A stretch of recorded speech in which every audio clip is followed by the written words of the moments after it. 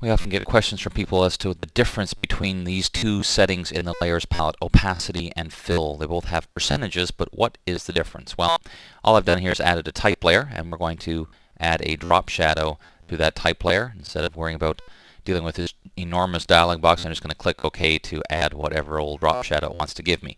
So very simply, here's the difference between opacity and fill. When you lower the opacity of a layer, it changes not only the layer content itself, but also whatever effect, in this case the drop shadow, you see it's also becoming semi-see-through.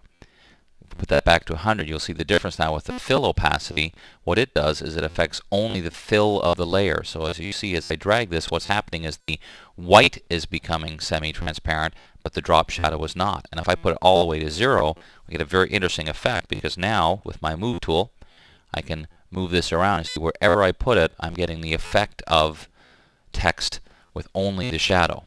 So as you can imagine, we could use this for lots of different possibilities. We're going to go back to the effects command, and this time use a bevel and emboss and turn off the drop shadow like this. Click OK. So now we have basically clear looking text that again we can position anywhere and get that nice beveled look.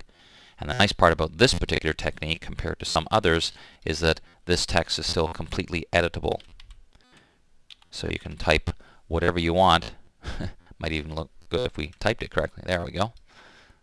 And now you have that same see-through beveled edge. So that's very simply the difference between opacity and fill. Use opacity to change the look of the entire layer. Change the fill just to affect the contents, but nothing else like layer styles. It's a very effective way to do lots of effects. I'm Dave Cross. I hope you enjoy this little video tip. We'll see you next time.